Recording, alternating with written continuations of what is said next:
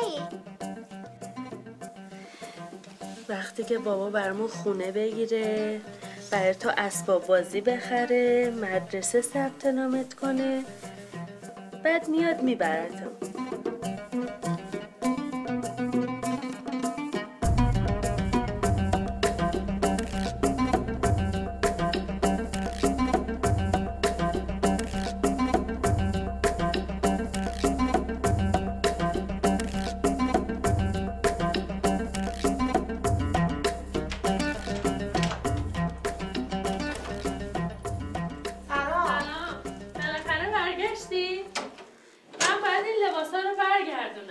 امروز خیلی درس دارم ها. تا 2 ساعت دیگه برمیگردم. هنوز از شوهرت خبری نیست؟ نه هنوز خبری نشده. اگه قرار باشه به این زودیا بر نگرده مجبورم برای بچه داری ازت پول بگیرم. باشه میبینمت.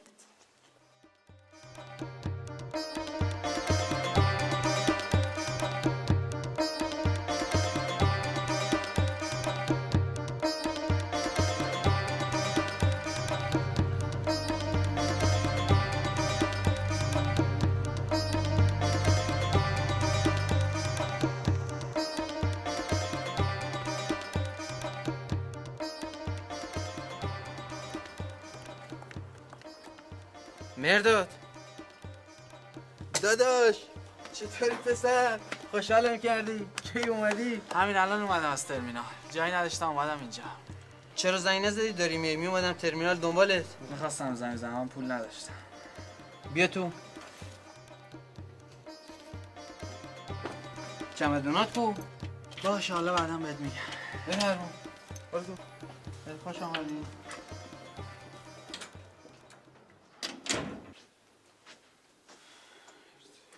زنتو دیدی؟ نه جرأت خونه رفتن نداره. چی شده مرداد؟ نباید به بهرام اطمینان میکردم. نامرد همه پولامو به باد داد. یعنی چی؟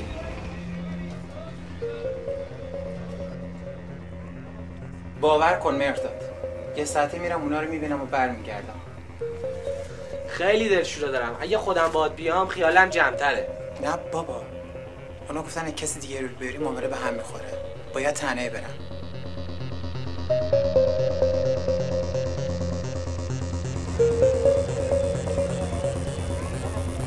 چطور تونستی دستی همه پولا رو به باد بدی؟ حالا من جواب شهر رو چی بدم؟ مگه من کف دستم بو کرده بودم ناخلا بردارن؟ تازه پول تو نبود، پول منم بود. شانس آوردی که فامیلمی، ولی خودم هم اینجا میکشتمت.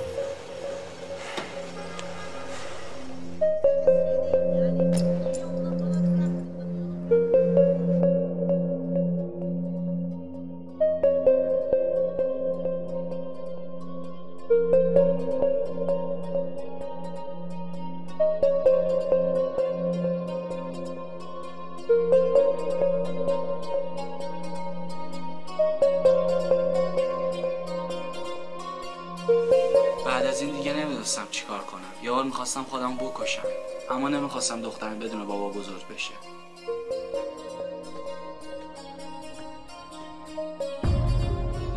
بعد چی کار کردی؟ میخواستی چیکار کنم؟ بهرام زندگیمو سیاه کرده بود. ولش کردم و اومدم. اما حالا هر کاری میکنم نمیتونم با شرع رو بشم. برم بهش چی بگم؟ بگم همه چیزو باختم و برگشتم؟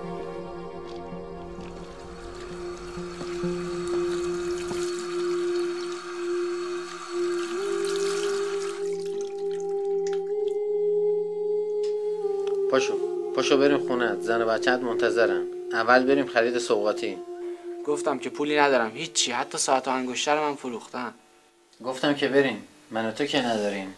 بعد از این همه سال رفاقت نمیتونم یه قدم برای بهترین دوستم بردارم. پاشو.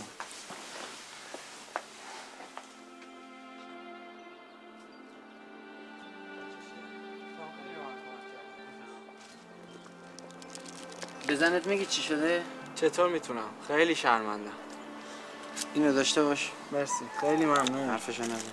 خدافظ. خیلی دلم میخواست دعوتت کنم بالا، ولی خودت که میدونی. میدونم، نگران نباش. خدافظ.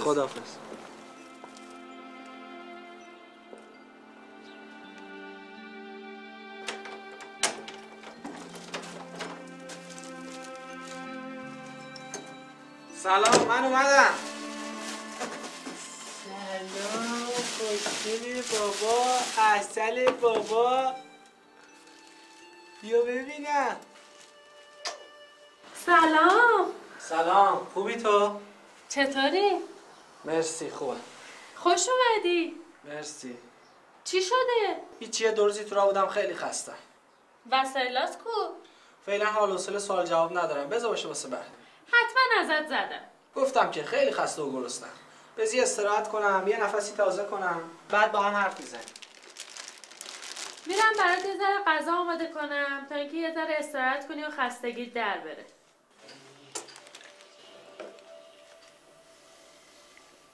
بابا خون نگو. بشین غذا تو بخور بچه. تو نمیخوای با ما حرف بزنی؟ میذاری یه لقمه غذا بخوریم یا نه؟ دست پیش میگیری که پس نیافتی؟ بذار یه لقمه نون زهرمار کنیم، بعد کافی یه مدت کشیدم، تو دیگه دست سرم وردا. تو انگار نمیخوای دست ما رو بگیری ببری، درسته؟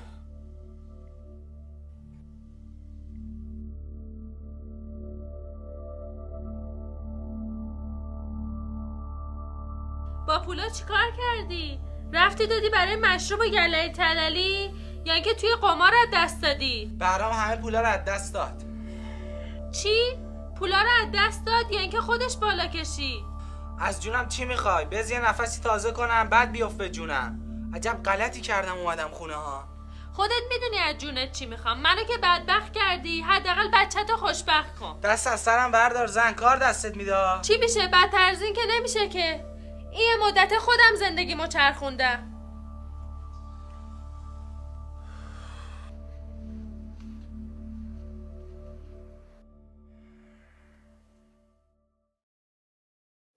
تمام این مدت منتظر اومدنش بودم. اما حالا که اومده آرزو میکنم که ای کاش نمی اومد. وقتی نبود یه بدبختی داشتم، حالا که اومده 100 تا. مردا همشون همینطورن. همشون از یه قماشن. میرن استانبول، عشق و حالشون رو میکنن. کفگیرشون که به ته دیگ میخوره تازه فیلشون یاد هندوستان میکنه. از همون موقع که ازدواج کردیم همه فکر و ذکرش خارج رفتن بود.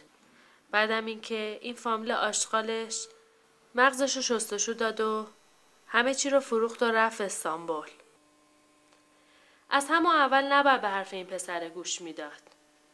از اول بهش گفتی که این پسر اعتماد نکنه، درسته؟ من فکر میکنم مشکل اصلی همینه که اون اصلا به تو گوش نمیکنه. همش میخواد خر خودشو بتازونه. نمیدونم چه خاکی تو سرم بریزم یاسمن. نمیخوام مریم مثل من بدبخت بزرگ بشه. تو باید خیلی زرنگ‌تر از اون باشی. مواظب باش اون چیزی که داری نفروشه و خرج خودش کنه. فکر میکنم همش باید کار کنم و این زندگی رو بچرخونم. میدونی باید چی کار کنی؟ فکر میکنم باید بری فالبینی رو ببینی. یه فالگیر خوب سراغ دارم که ردخور نداره.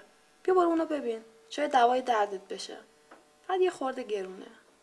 اگر مشکل زندگیمو بگه اونش مهم نیست.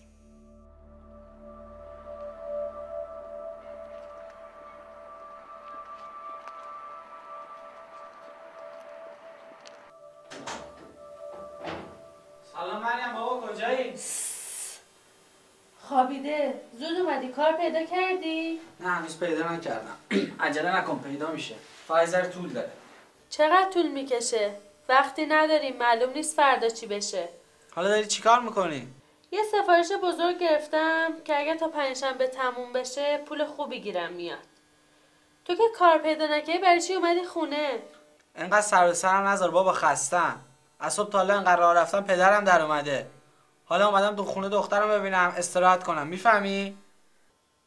شاید بهتر باشه که اول یه فکری بکنی برای مواظبت بچه‌ت. به جایی که انقدر قرقر کنی باشه چای بده بخوریم. به من چه؟ من دست خودت شکسته، پشت برو بردار.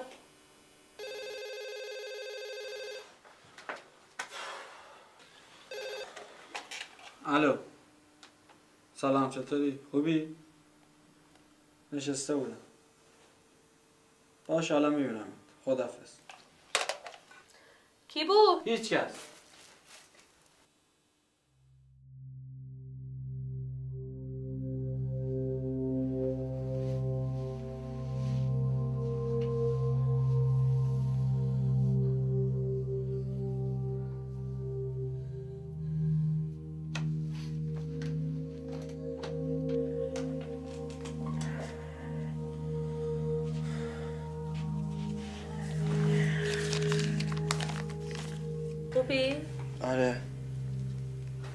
کابوس دیدی؟ نه چیزی نیست.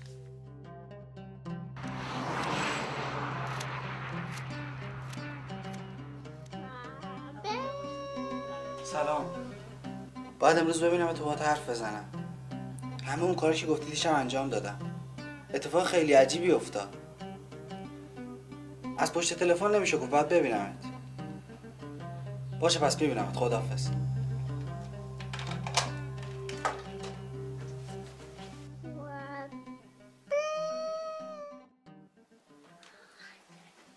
ماما الان میدم.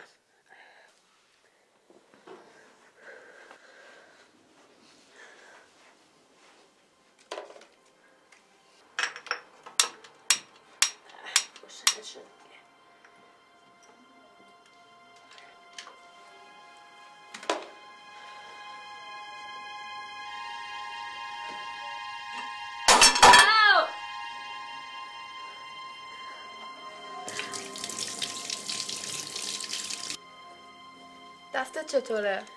هنوز درد میکنه. میخوای ببرمت درمونگاه؟ نه، نمیخوام خرج اضافه کنم. خودش خوب میشه.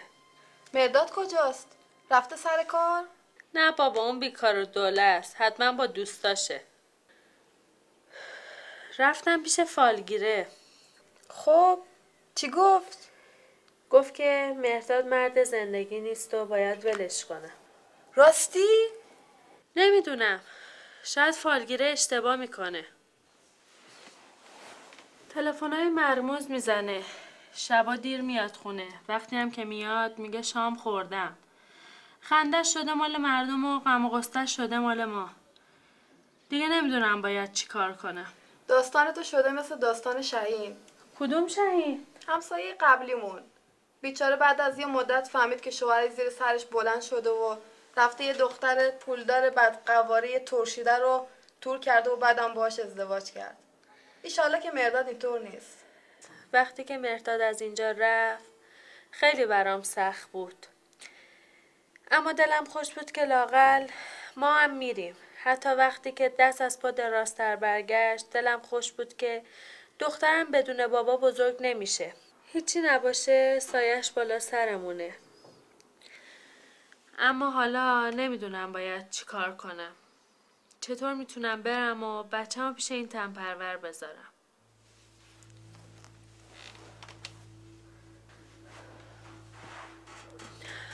چی کار میکنی دختر؟ با این دستت که نمیتونی کار کنی. بعد کار کنم شکم بچه‌مو سیر کنم.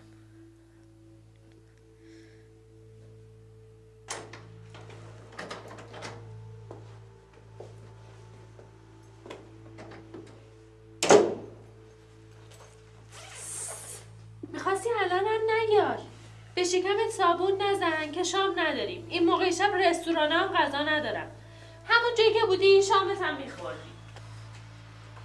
شام خوردن دستت چی شده؟ به تو ربطی نداره. کجا بودی؟ پی کار و زندگی. شام کجا خوردی؟ خونه دوستان. خب شب همونجا میخوابیدی. اتفاقا بهم گفتن شب بمون. من گفتم نه. حالا که اینجوری شد دفعه بعد میمونم.